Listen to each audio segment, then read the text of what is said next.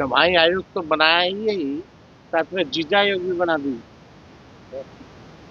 जीजा आयोग कौन? चिराग पासवान जी के जीजा बने हैं, संतोष मांझी जी के जीजा बने हैं, और एक सांसद जो है उनके पति बने हैं। से 9 अस्पताल का निर्माण किया था, तो वो बाप का बदला बेटा से घुमा के ले रहे हैं और उसमें हमको भी टैग कर दे रहे हैं। तीर तो कहीं और चला रहे हैं कि अपने कोई और कोटा से, बेटी कोई और कोटा से, और दामाद जी कोई और कोटा से। और बात में देखिए, मेहरारू आयोग का गठन किया जाए। लालू यादव, राबड़ी देवी, तेजस्वी यादव, तेज प्रताप यादव, मीसा भारती, रोहिणी आचार्य, साधु यादव, सुभाष यादव, ये सब कौन है? अपना खानदान पूरा आप लेकर के आ गए। नमस्कार, न्यूज़ फॉर नेशन देख रहे हैं आप। मैं हूं रश्मि श्रीवास्तव आपके साथ। बिहार की राजनीति में इन दिनों दामाद आयोग, मेहरारू आयोग, जीजा आयोग की खूब चर्चा हो रही है और ये चर्चा की जा रही है नेता प्रतिपक्ष तेजस्वी यादव की तरफ से। ऐसे में तेजस्वी यादव के आरोपों का लगातार सरकार में बैठे लोगों की तरफ से जवाब दिया जा रहा है। बिहार सरकार के मंत्री अशोक चौधरी ने भी तेजस्वी यादव पर जबरदस्त हमला बोला है, कटाक्ष किया है और बताया है कि किस तरह से बिहार में पहले जंगल राज था, जिस परिवारवाद का आरोप आरजेडी की तरफ से लगाया जाता है। इन्हीं आरजेडी वालों ने अपने पूरे खानदान के लोगों को राजनीति में घुसाने का काम किया है, लाने का काम किया है। ऐसे में इन लोगों को बोलने का कोई हक नहीं है। इसके साथ ही दामाद आयोग को लेकर जिस तरह से तेजस्वी यादव हमलावर हो रहे हैं, इसे लेकर भी अशोक चौधरी ने पलटवार किया है और क्या कुछ कह रहे हैं। कह रहे विपक्ष एनडीए को, सर किस तरह से इसको काउंटर करें? देखिए,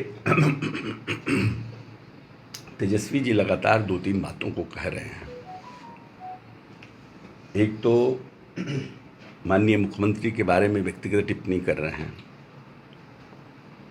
और दूसरा जो इशू है नहीं उसको इशू बना रहे हैं। बोलने में तो व्हेन यू कोई आदमी इस तरह का बात बोलता है तो वो कैची होता है कि दामाद आयोग बना दीजिए, तो जो भी सुनता है हंसने लगता है। बट जिन 2 व्यक्तियों के बारे में वो कह रहे हैं, मृणाल जी जब तेजस्वी जी हाफ पैंट पहन के क्रिकेट खेलते थे उस समय से राजनीति में हैं। जो भी लोग रामविलास पासवान जी और लोजपा की राजनीति को नज़दीक से देखे हैं और लगातार 3-3 विधानसभा चुनाव लड़ चुके हैं। अब फॉर्चुनेटली और अनफॉर्चुनेटली वो रामविलास पासवान के दामाद हैं, ये एक डिफरेंट बात है। बट राजनीति में आरजेडी से बड़ा कोई तो ऐसा है नहीं कि जो लोग अनक्वालिफाइड हैं वो लोग भी पद पाए हैं। राबड़ी देवी को सीधे घर से उठा करके मुख्यमंत्री बना दिया गया, उप मुख्यमंत्री बना दिया गया तेजस्वी जी को।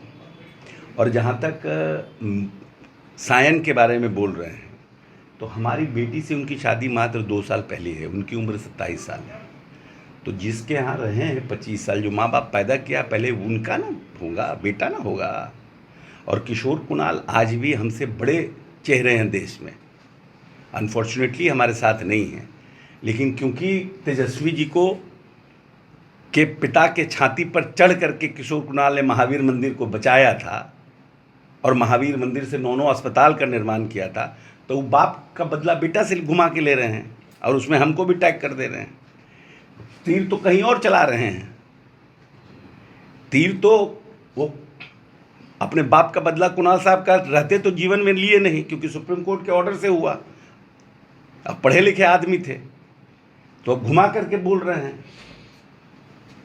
तो इसलिए हमको लगता है ये कोई बहुत बड़ा इशू नहीं है। और सबसे बड़ा परिवारवाद का अखंड उदाहरण जो होता है वो तो खुद आरजेडी है।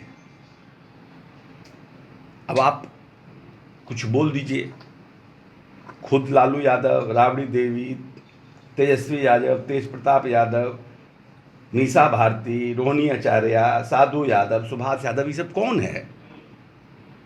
अपना खानदान पूरा आप लेकर के आ गए और दूसरे ही को कह रहे हैं। तो सूप में अपने छलनी में 75 को छेद है तो सूप में छेद खोजते चल रहे हैं।